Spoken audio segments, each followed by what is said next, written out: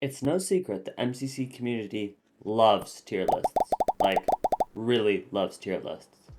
But with all the people using every metric and method known to man, it can be tough to pick one that's better than all the rest.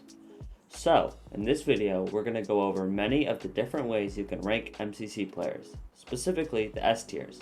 Despite JoJo and Purple making names for themselves in recent MCCs, the S tiers we will be using today are Dream, Sapnap, Illumina, Fruitberries, Quig, Pizza Hut, and Puns.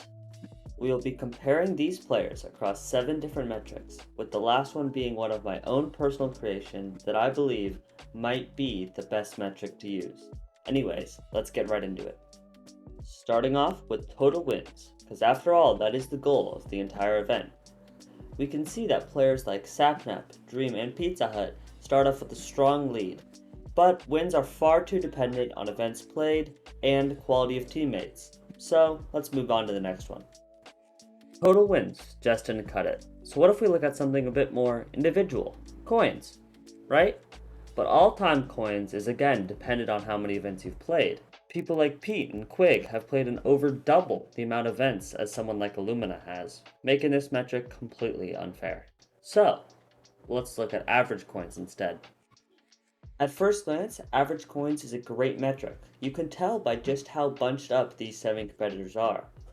But, when looking further into it, there is such a disparity between Season 1 MCC and Season 2 that it's hardly fair to count Season 1 coins. Puns and Sapnap were just starting to reach the height of their powers, and Illumina had only played in 2 events.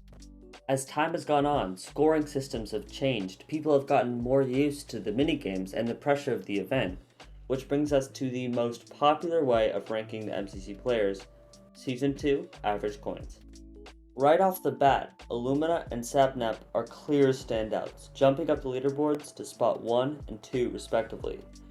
Whereas someone like Pete, who absolutely dominated Season 1, never dropping out of the top 5, suddenly looks a little more human. Now, even this metric has its flaws. The first and most important being the fact that it's easier to gain coins on better teams. So, how do we account for this? Well, percentage of team coins is a stat that I think goes a long way in helping. What we see when looking at this stat is certainly very interesting. Members of the Dream SMP, Puns, Sapnap, and Dream himself all have lower percentage of team coins than average, basically saying that they get better teammates or they have to carry their team less hard to get into Dodgeball, which makes sense because most of their friends are generally higher quality players than the average MCC contestant. At the top of the leaderboard here, we have Fruitberries, Illumina, and Quig, who are often teamed with Hermits or less competitive players, so it makes sense how they have to score more coins to get their teams into Dodgeball. All in all, this stat covers a lot that we don't see in many others, but still has its notable flaws. So, let's take a look at another one that might help fill those. And that stat is RPR, or Relative Personal Rating, which is found by taking your coins and dividing them by the coins from the first place individual person. So, if you placed first, you would have an RPR of 100, whereas if you scored 2,000 coins and the first place individual scored 3,000, you would have an RPR of 67. Now, I took all Season 2 performances, took the RPR, and averaged them out here to get this graph. We can see again, Sapnap and Illumina topping the charts, and you might be wondering, doesn't this look just the same as the individual placements? And yeah, it does, but it is also vital to getting the stat that I've created that we're going to see here in just one moment. I'm calling this the adjusted coin value. As you can see here, I have compiled a spreadsheet of stats from MCC 22. Huge shout out to the Ultra Sheep Lord for his MCC stats spreadsheets, as they were a huge help when creating this video.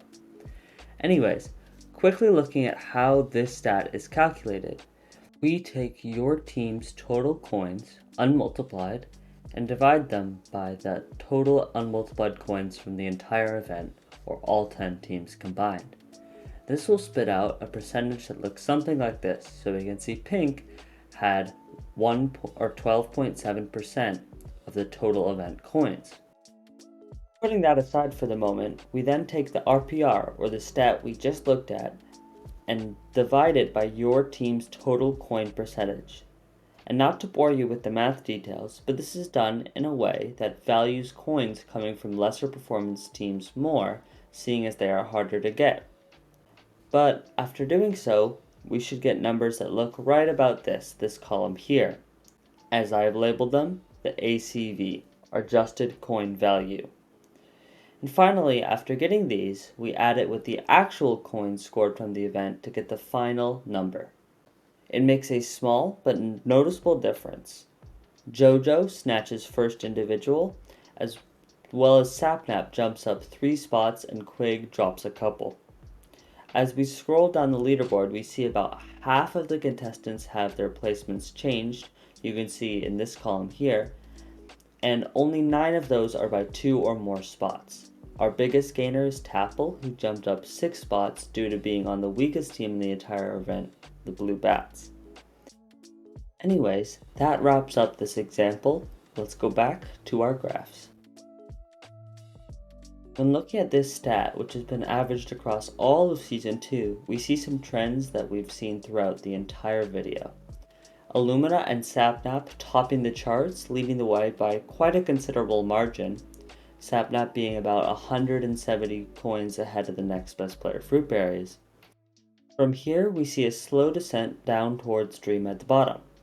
But what I want to take away from this video is the unpredictability of MCC, and how no matter what tier you think someone's in, they can always do way better than you expected, or perform below any expectations. For example, Dream, who's been at the bottom of most of these stats, put in an absolute dominant MCC 22 performance, taking first place individual. And he's done so many times. So I just think that MCC is a for fun event at its core, and we should take everything with a grain of salt. And that's all for today's video. If you enjoyed, please consider subscribing and have a great rest of your day.